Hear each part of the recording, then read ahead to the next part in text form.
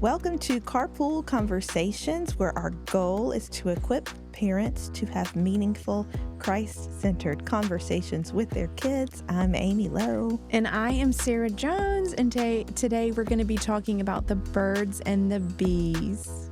The birds and the bees, Sara.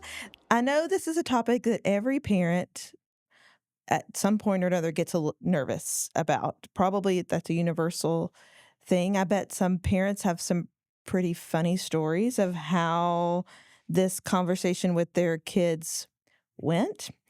And, you can probably only share that with a few people, but I bet there's some fun ones. And I'm glad that we have a true expert in the field with us today to talk about this topic. So buckle up. It's going to be a fun one. Sara, tell us who we're talking to. Yes, today we have a special guest, Dr. Juli Slattery, with us. And Julie and her husband, Mike, they live in Akron, Ohio. They now have 3 young adult sons. Have all 3 launched the nest? Yeah, pretty much. Okay. The youngest is in his last semester of college, so I would say we've launched. Wow. Yes. Oh, amazing. So Julie is a clinical psychologist who has been in marriage and family ministry for most of her career. She worked with focus on the family and then left to start her own nonprofit called Authentic Intimacy. Her mission is to help people make sense of God and sexuality.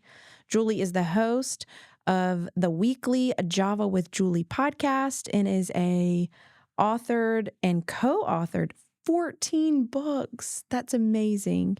So welcome, Julie. We are so glad to have you on the podcast today. I'm so happy to be with you. I love WindShape, so anytime I get an opportunity to do something with WindShape, it's always a yes. Amen. We're grateful. We're so grateful. So, Yeah. Sara mentioned it in the bio, but you have 3 boys that are out in the world doing great things. Tell us about that, and what is fun about this phase of parenting that they're in right now with your boys. Yeah, so our kids are 28, 26, and 22. And they all right now live near us in Akron, Ohio. No one lives with us. So, boy, that's great. That's the You best. get the best of Yeah. both worlds. It really It's is. unheard of, honestly. I know. We're enjoying it and holding it loosely as well. One of our sons recently got married, so that's a new adventure for us as a family.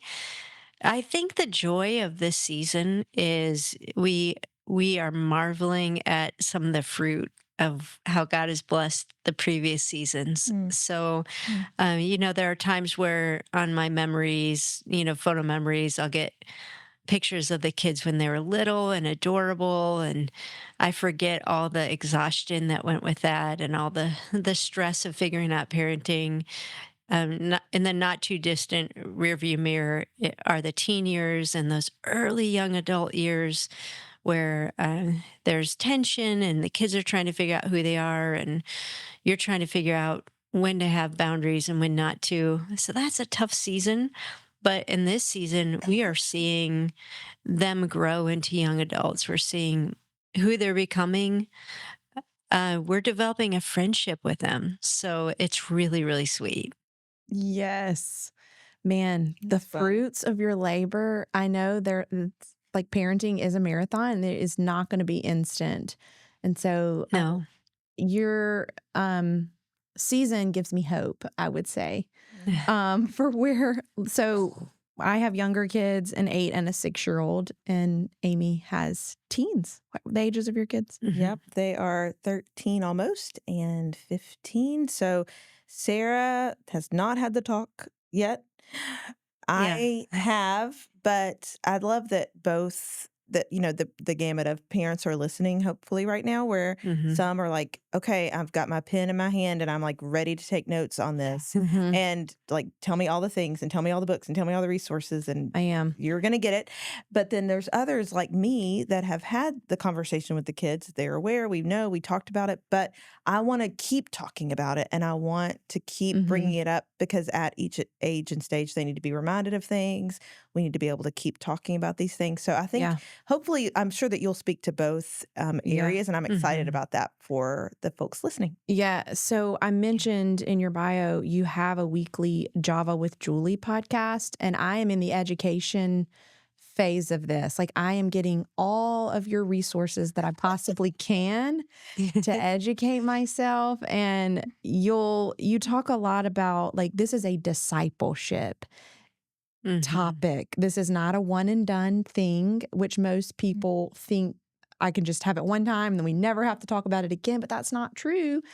From No. yeah, it's wise to continue to disciple in this area because the world has a lot to say about it. Mm, And I would say what I've learned from you the most, which we're going to get into the questions, but I love you call it biblical sexuality. Like, I never had that vocabulary. And so I'm Mhm. elementary in my learning, I'll just say. And so I have asked a couple of my friends that I've said, like, do you have resources to talk to your kids that are younger?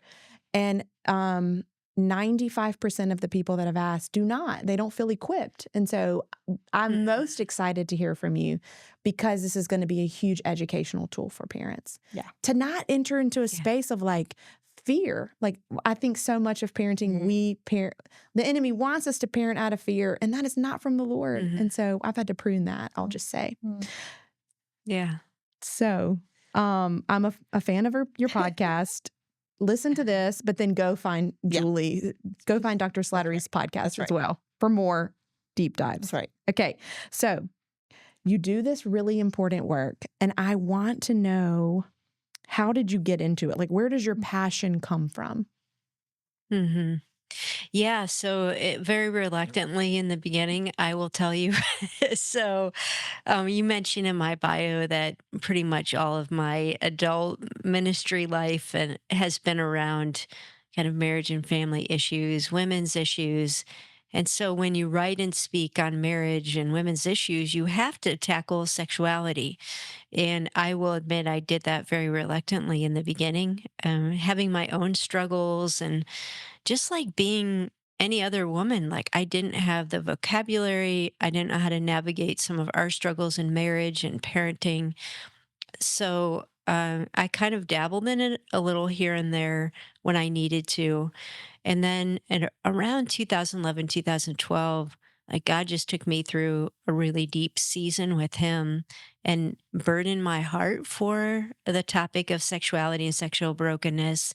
I just felt like everywhere I was looking, there were people struggling with this, women struggling with this in particular, in marriage issues and personal issues and trauma and parenting. And working at Focus on the Family, which is a great ministry, I felt like the best we could do is sort of drop 30,000-foot care packages. Like, good luck with that. Like, God cares Mhm. about that. But we weren't getting in the trenches with people and wrestling through the hard questions and equipping them with, just really through the difficult issues. And so started the ministry in 2012, and it really has just been Mm, a learning journey for me too. Like when we look back on how we parented our kids in this area, there's 100 things I wish we would have known and done differently. mm. So I'm learning and passing on as I'm learning, and just grateful to be able to help people navigate some of the challenges that they're facing in their own lives and families these days. Such important work, and it's Mhm. probably not easy and messy and hard, but you've probably helped, countless lives of people because of the work that you do. So, Dr. Slattery, whenever you think about this, idea, we talked at the beginning that parents are like nervous and Hmm. it feels like a hard, scary kind of conversation to have with your kids. Why do you think that it's so difficult for us to talk about it? And after that, I would love for you to talk about, okay, what are some first steps that somebody could take, like in Sarah's seat? She hasn't had the, Hmm. little kids. What can we do first? So why is it so hard? And give us some first steps. Yeah, I think there are a couple reasons it's so difficult. One of them is that most of us are just not comfortable with our own sexuality. And, the average person that I interact with has their own stuff that they Mhm. don't really know how to think about. They have issues in their marriage, they have issues in their past, they have shame. They're maybe not even comfortable thinking about, God creating them as sexual people. Mm. And so when we're not comfortable in our own skin and we haven't navigated some of our own questions and fears and challenges, we're not going to feel comfortable really discipling our kids in this area. Mm. Yeah, some people are just looking for sort of give me the book to read. I want to read with my kids and then I Yeah. want to be done. Yeah. And you can have that approach, but that's not discipleship. Discipleship means like I want to pour out of my life everything that has been poured in. And so I think a first step for a lot of people is to really deal with some of their own fears, Mm. their own shame, like even fears like, what if my kid asks me if I ever messed this up? Mm. Or what if they ask me a question I can't answer? So really bringing those before the Lord, getting some healing, getting some help yourself. Mm. So that's the first barrier. I think the second barrier is we don't like to think of our kids as sexual beings, and we don't want them thinking of us as sexual beings. Yeah. There's just a discomfort there. So you've got those two things working against you. And then the third thing I would say is the vast majority of us don't have an example of how to do this well. And so we may have been raised by well meaning parents who all they knew to do was maybe give us a book to read, or they said nothing, or they just told us, don't have sex before you get married. And so most parents today feel like they're trailblazers in this and they're having to make it up as they go. So those are some of the reasons that we're Mm. so hesitant. And I'd love for you to react to that and then I'll address maybe some of the steps that we can take. Yeah. Do you have thoughts, Sarah? Yeah, so many. You're right, a trailblazer. I think because I'm in the education stage and it was never presented to me, like there was no modeling in this area, I guess, for the Mhm. conversation and how to start it. I think what I'm most you mentioned fear, shame, some of the things that come up. I think it's a fear of saying the wrong thing, but also like what is age appropriate? Mm. Like Mhm. I remember being in a Bible study with a group of women at church, and my daughter was 6 months old, and they were like, "This is a conversation that starts when they're in preschool." And I thought, Yeah. preschool, okay, like yes, like God made you, and you are good, and so like Yeah. the creation story, like for starters. And Mhm. I thought, yes, okay. So that was like little baby steps. But now I think, like, what is age appropriate?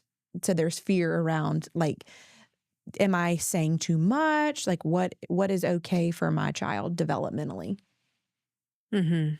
Yeah, those are all legitimate fears, and I would say what is age appropriate today is different than what was age appropriate 15 years ago Yeah. Hmm. because the Mhm. conversation is coming after our kids at a Yeah. much younger age. Mhm. And so even though we don't feel comfortable having this conversation with a 5-year-old or an 8-year-old, the culture is already having the conversation with them. Mhm. And Mm. so it's needing to kind of push our comfort level on Yeah. this and find age appropriate language to describe something that kids can't completely understand. Hmm. And that's really the challenge and why I think it is so important to have resources that can help you discern. Okay, for a 4-year-old, this is appropriate.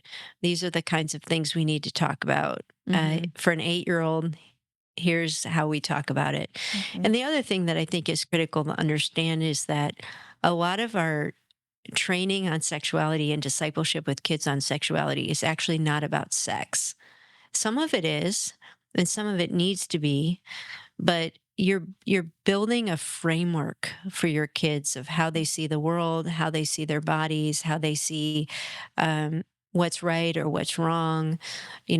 Just a little thing like, do kids expect to get exactly what they want when they want it? Mm, And when a kid learns to delay gratification, learns that boredom and frustration is part of the normal life, mm, and now you can begin to apply that later on in terms of sexually, you have desires, you have urges, mm, but we don't get everything we want when we want it. mm, That we need to learn self control. Need to learn self denial. That these are important character qualities, and so there's a lot of parenting work and discipleship and mhm, character formation that can happen at those younger years that then can be applied to some of the issues around sexuality. mm.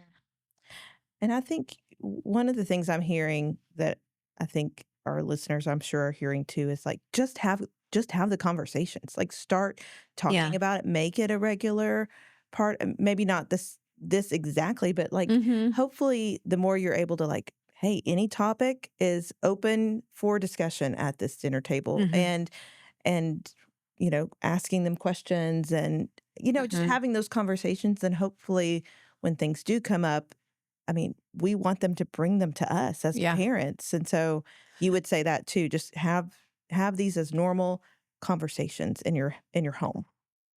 Yeah, I would. And I think we talked even before we started recording, like there's a window of time where you're establishing what's normal. Mm, And that window is, like 5, 6, 7, 8, 9 in there where it's like, oh, yeah, my parents talk about sex. They talk about privacy. They talk about our body parts. They talk about how God created us as male or female. They talk about going on dates. They kiss, that sort of thing. When you start to get into that preteen and teen years, there's an awkwardness with everything. mm, And so if you start to introduce sex during that period of time, you're going to be more awkward. They're going to be more awkward. You're going to be forcing what's normal. And so that's why it's so critical to lay that mm, foundation in the earlier years so that when you do then enter preparing for adolescence and the teen years, this like the temperature is heating up on how much we're talking and what we're talking mhm, about. But we've already established the foundation that these are normal questions. I won't say coming to me and asking me anything. And you mentioned the dinner table. I think that's good, but I Mhm. think even more intimately, a great time to talk to your kids is when you're driving in the car. mm.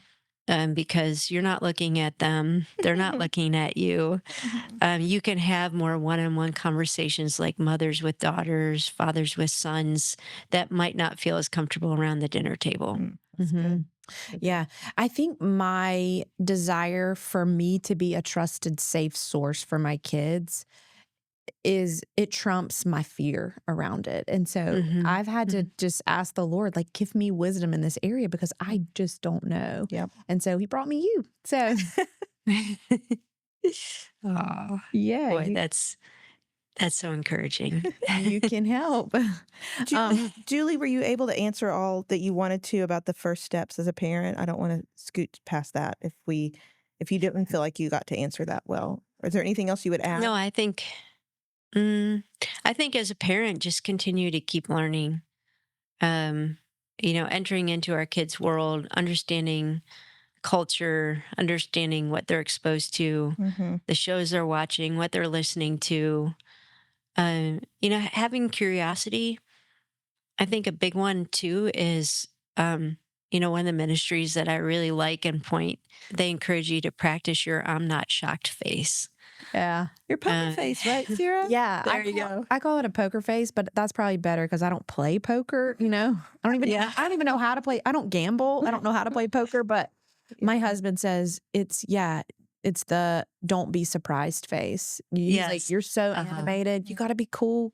He is a therapist for teen boys and 20s and Mm, men, and so he's like, "You've got to get better at That's this." a fun that he's heard everything. I'm Everything, sure. that's a everything. fun date night thing to do, just Yeah. say something shocking to your spouse and let them There you go. practice, that'd be fun. Yeah, he says I have to Yeah. count to 10 and say, "That's interesting, tell me Yeah. more." Yeah. Mhm. That's what I start Yeah, with. and it's one thing when you're a therapist, it's another thing when you're a parent because, It's your when your child. kids yeah, when they ask you a question or they confess something or you stumble upon something on their device, Mhm. the level of fear and shame and Yeah. just like, what do I do? Like, you're so overwhelmed with your own stuff Mhm. that it's very difficult not to parent out of that stuff. Mm-hmm. And so, again, that's why I think it's so critical that we're working on our own feelings about all of this, that we have support so that we have a place to work out some of what we're dealing with Mhm. and it doesn't come out on our kids, which I know I did. And Yeah. like I said, I have regrets as I've learned, like, man, I wish I could have that moment back. Yeah. And there might be some parents who are saying that right now, like, I wish I Mhm. could have that moment back. But the good thing is, the relationship that you have with your kids is very resilient. Mhm. I've been able to have all kinds of repairing relationships with my sons Yeah. over the years of, I didn't handle that well. Mhm. Please forgive me. Here's what I'm learning. Mm, And they're very gracious when you have that attitude that you're still learning too. yeah. Yeah. Just humility. Yeah. Yeah. I heard you do an interview with like a panel of some of your friends that I guess you've just met through ministry. And I guess he was Mhm, a pastor. It was a dad, and he said it's mhm. not a matter of if your children are exposed to pornography, it's when. And Yep. so that is definitely something that we have already talked to our daughter about, just saying like Mhm. we guard our eyes and guard our hearts like through our eyes. And so if there's something inappropriate, and she's able to say like that's inappropriate, you know. Mhm. So we have Yeah. taught her that, but um you mentioned like digital devices and just everybody has a phone with the internet attached to us. So Mhm. tell us about what we as parents should be doing to help protect our kids in this Y reality. yeah. Yeah, it's so difficult, um, when our kids were teenagers, devices were kind of brand new, so I don't think that there were the same kind of safeguards or even standards of use as we can find today. Some of the advice that's coming out of the field, and this is not just from like even a faith or Christian perspective, but just in terms of what these devices are doing to our kids with social media, with pornography, is a lot of the advice is don't give somebody a phone or a device until they're like 13, 14 years old, and don't give them access to social media accounts until they're at least 16. And again, some of you are like, "Oh no, we already blew that one." Mhm. But you can you can even pull that back. Yeah. And and I think when you do give your kids devices, treat it like you're giving them a driver's license. Like, we don't just let our kids drive at 16. They go through training and they learn the rules. They drive with you for a while. If they get a ticket for speeding, there's going to be consequences because driving a car is a dangerous thing. It's serious. It's a serious thing that you have to kind Mhm. of weigh the danger of. And I think we've got to look at phones and some of these other devices the same way. This is a privilege. Phones are a good thing, but you need to learn how to steward it and how to manage it well. And some of the reasons for those age restrictions are just the more we understand about the brain and Mhm. about how susceptible the brain is for a young teenager to process things that are overwhelming. So those would be some of them. I think again, continual conversations about it. Pornography can also show up in literature. Even there's a real trend right now with literature that's aimed towards a preteen or teenage girl that has a lot of Mhm. eroticism in it. Mhm. So it's just that relationship with your kid, just teaching them, Mhm. not shaming them, like actually really making a big deal of thanking them when they bring something to your attention, so Mhm. that they don't feel like, man, I'm going to be shamed Mhm. if I didn't come soon enough or I get caught, like that sort of thing that keeps that conversation open. That's So good. good. So good. Okay, Julie, you've written lots of books and you also know so much about this area. Give us some resources that you would recommend for parents. I know that your podcast is out there, but like what are your go-to like, hey, mom and dad, like y'all need to read this or go to this or this. Yeah. So my current favorites, if you've got really little ones, I love the birds and the bees curriculum. I think that does a great job of just even explaining the basics of an egg and a seed and how Mm, in all of creation, this is how we create life.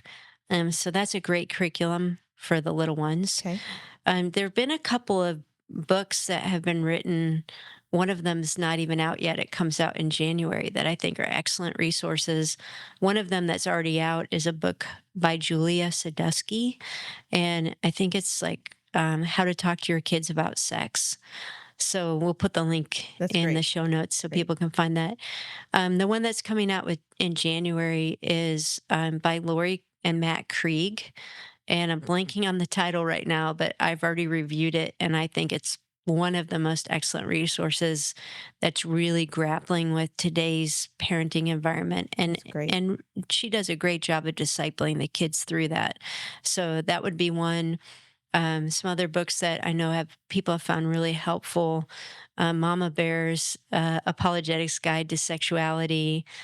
Um, Rachel Gilson has a new book that out on parenting in kids and sexuality, particularly like just in our culture today that I think is great. So I've interviewed most of these authors, I That's think so all of great. them.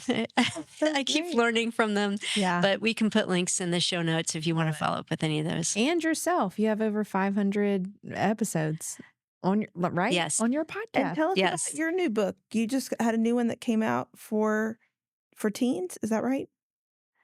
Well, it Or no, actually not is for teens. probably for teens, maybe like late teens and above. Okay. But this book is called Surrendered Sexuality: How Knowing Jesus Changes Everything. And it really is that journey of like, how do I integrate my relationship with Jesus into everything around sexuality, like including shame, understanding the purpose of my sexuality. How do I treat people Mm, who might disagree with me on this issue? So it's a discipleship resource. that's so great. Mhm. So many good Yes, ones. because that's what you call it. Is a discipleship. This is a something that's a continuing conversation. It's not a one and done. Yeah, Yep. So not at all. Yeah. no. Um, I have loved this conversation. I love all the resources as well.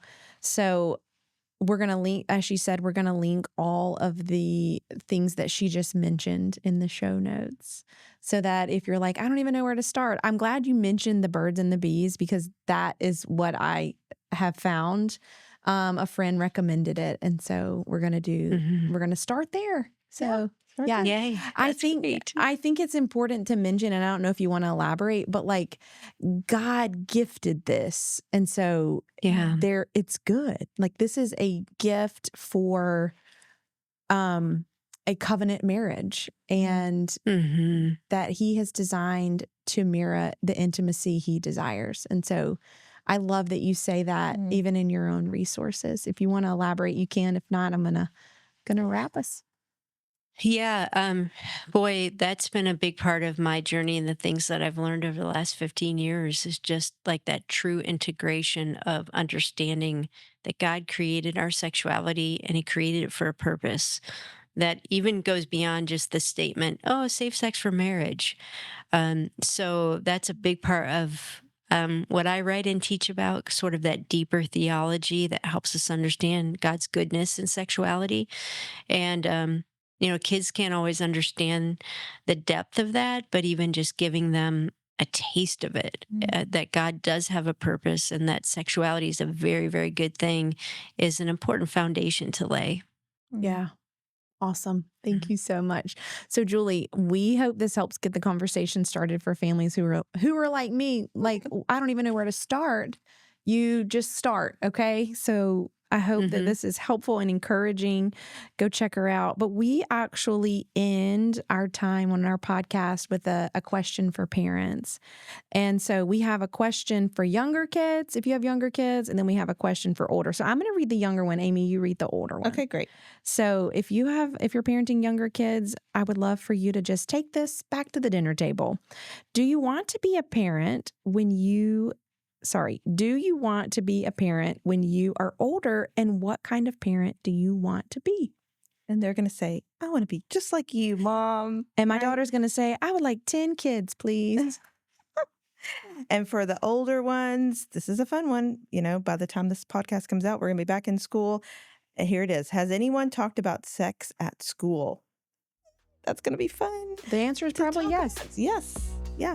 I think it's always good to ask, like, what's everybody else talking about? You know, and that way they can just like talk about something, but maybe they don't have to talk about me necessarily, but it's just like, this is in the world around me right now. So we'll see how that conversation goes. Yes, it'll definitely get the conversation started. So Juli, Dr. Slattery, thank you so much. It's been a joy and an honor to just learn from you. Thank you so much for being with us. Yeah, I've loved being with you. Thanks so much for having me.